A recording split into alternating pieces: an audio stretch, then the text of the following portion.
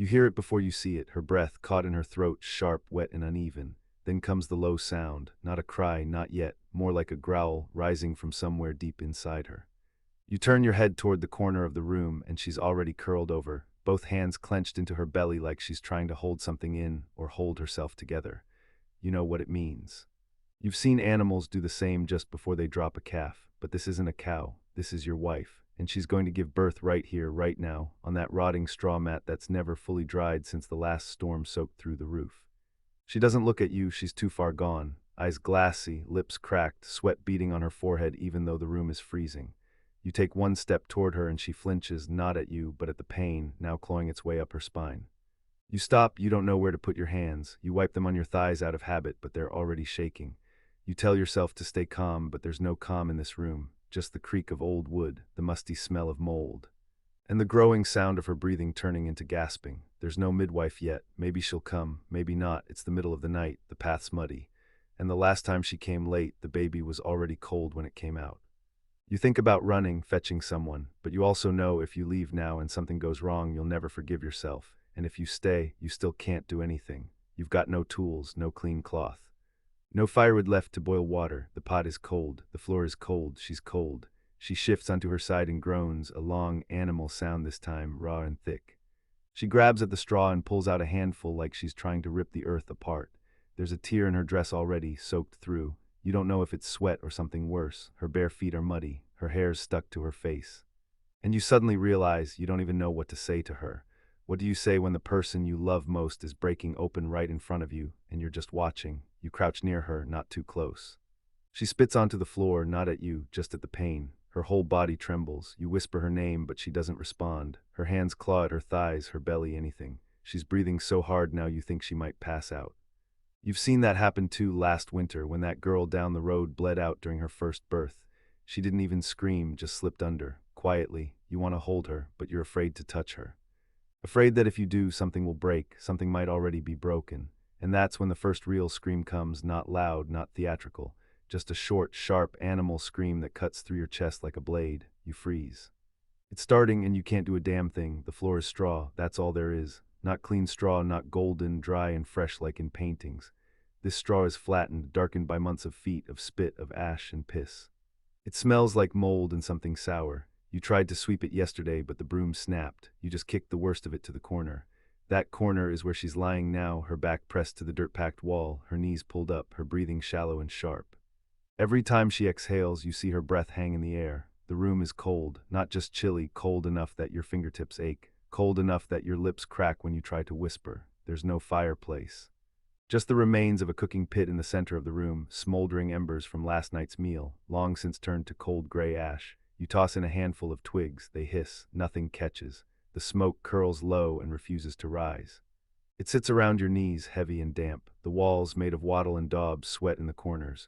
Rain leaked through the roof again last week. The spot where she's laying is damp. You can see the dark patch soaking through the cloth beneath her. There is no mattress, no linen, no oil lamp. The only light in the room comes from the small hole above the door, moonlight that cuts a dull stripe across the floor, catching the edge of a wooden stool and the side of her face.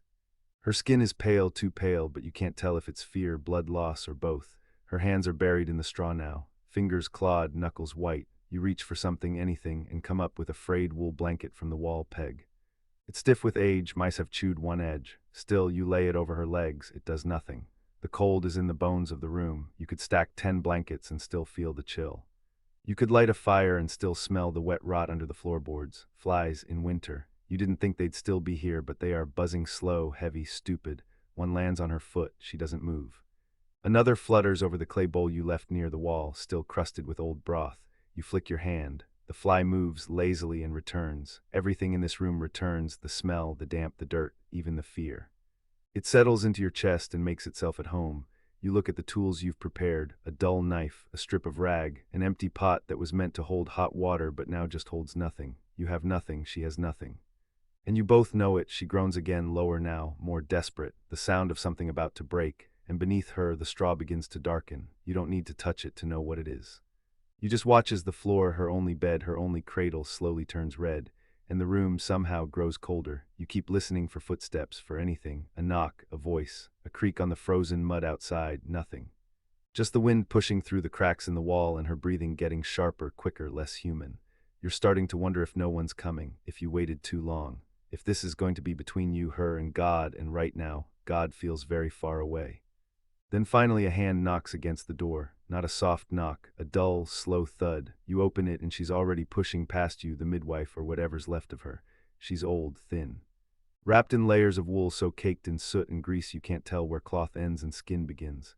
She smells like garlic and lard, her fingers are yellow, her eyes don't blink. She doesn't ask your name, doesn't ask hers. Just grunts and moves straight to the corner. She's done this too many times. She drops her satchel into the straw. The contents clink, not tools, not instruments. Just a chipped bowl, a piece of old cloth, and a few leaves tied in twine. No scissors, no clean blade, no boiled water, just the knowledge in her hands and the silence in her face. She crouches beside your wife and pulls the blanket back, not gently, just enough to see what she needs. She doesn't say anything, not even when she sees the blood. Your wife groans again. The old woman doesn't flinch. Just presses two fingers above the pelvis hard and mutters something you don't catch. Maybe a prayer, maybe a curse, maybe nothing. She leans in close, so close her cheek brushes your wife's temple. Then she leans back and spits in the straw. That's the moment you realize this woman has seen more people die than live. She's not here to save, she's here to measure the damage, to wait, to catch what might come out if it comes at all. She doesn't offer comfort, doesn't speak soft words, doesn't tell you it's going to be all right because she knows better. She knows this room, this smell, this kind of bleeding, this kind of silence. She nods at you once, not for reassurance, but to say, if I need you, I'll tell you. Then she pulls your wife's knees apart, pulls the rag closer, and begins to wait. You step back into the shadows. You're not part of this now. Just a man, just a witness, just someone who may have to dig a grave by morning. She screams. It's not a scream like in stories, not a brave, noble cry, not something controlled or cinematic. It's a raw, guttural noise ripped from the bottom of her lungs and torn through clenched teeth. It's pain without language, it's animal. A sound you've never heard from her before and never imagined she could make. Her whole body jerks. Her back arches off the straw. Her arms flail once, then clamp tight around her belly like she's trying to hold something and that's already halfway out. You take one step toward her. Instinct, you want to hold her hand, say her name. Anything but the midwife lifts her palm toward you without looking, and that's all it takes. You stop, stay where you are, like a dog warned with a glance. She screams again. Shorter this time, then again, the rhythm has begun. Each wave of pain hits harder, pulls something deeper from her. Her eyes are half closed now. Her lips are split. Her face, the face you kissed on your wedding night, the face you thought you knew, is gone. Replaced by something ancient, terrified, and alone. She doesn't want you near her, not now. You see it in her body. Every inch of her is pushing away. Not from the pain, but from the helplessness. She knows you can't help. She knows you don't know what to do. She knows that whatever is going to happen, it's going to happen through her, not with you. And so you stay back, you watch. She grabs at the blanket, rips it. Her nails catch on the wool. She shouts again, then pants, then groans low like a bear dying in the woods. She's sweating now. Not a glow, not a mist, but rivers. Her hair sticks to her jaw. Her chest heaves. There's blood on her thighs, more than before. It pools under her, then sinks into the straw, gone in seconds. The midwife kneels between her legs, silent, face unreadable. She moves her hands fast, muttering, pressing, checking. You can't see what she sees. You don't want to. Not really, but your eyes keep drifting there anyway, drawn to the blood, the motion, the sound of skin stretching and tearing and pushing. You flinch with every scream. You bite your tongue when she calls your name, not like a lover, but like a warning. Like she blames you for this. Maybe she does, maybe she should. You gave her this child, you prayed for it, you hoped for it. But you didn't think it would look like this, her face twisted in pain, her body opening, shaking, breaking. And you can't stop it, you can't help, you can't even say, I'm here.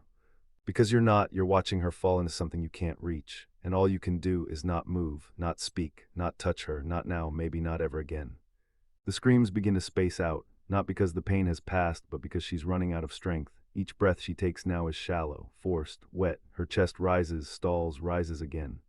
She leans her head back and closes her eyes for a second too long, and for a moment your heart stops.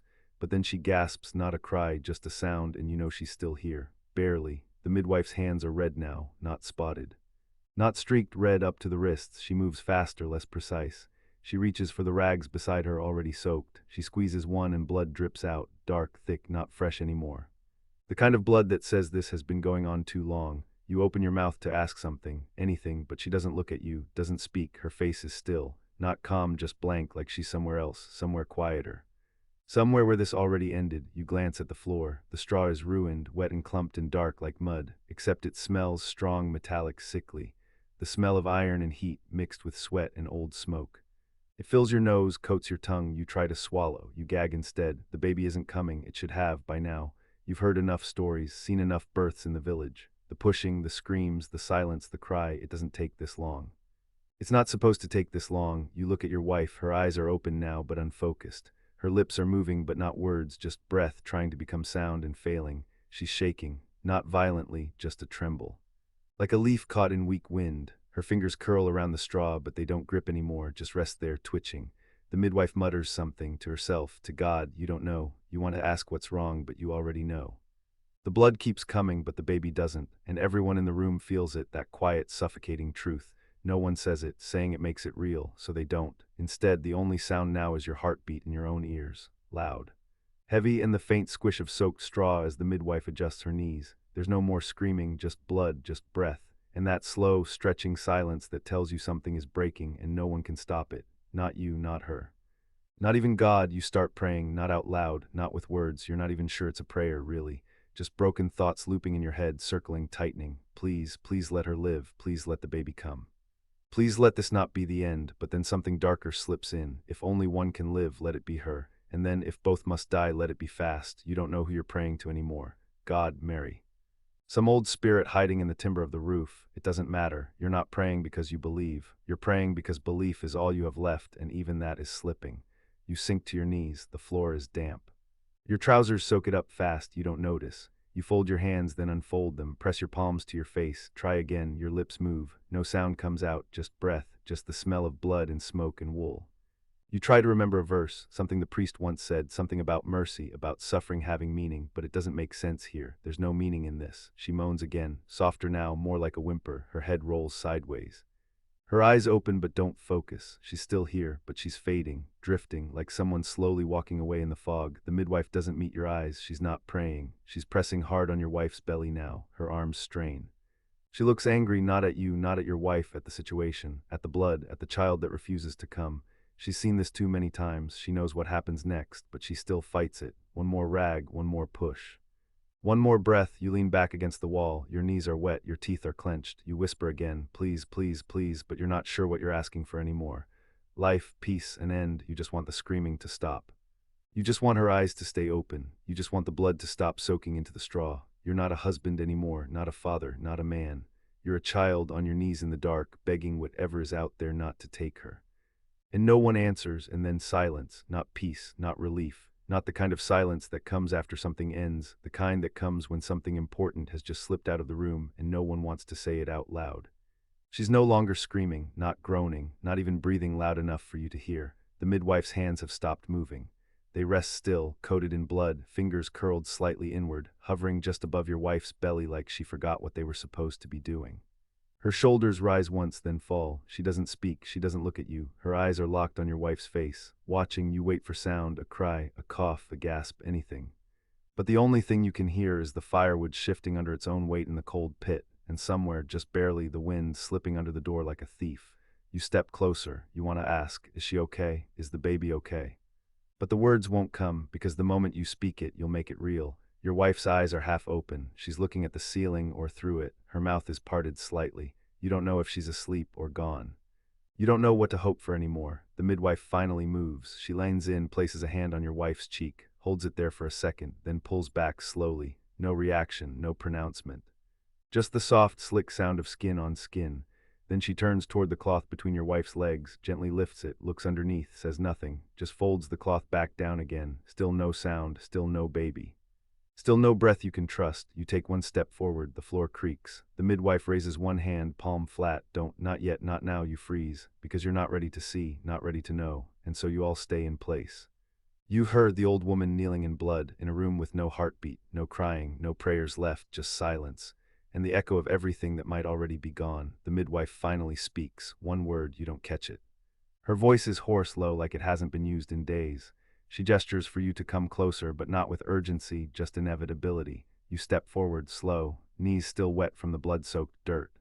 Your boots crunch on straw that no longer looks like straw. It looks like pulp, like red moss, like something that's already started to rot. You reach your wife's side, she's still. Her chest barely moves.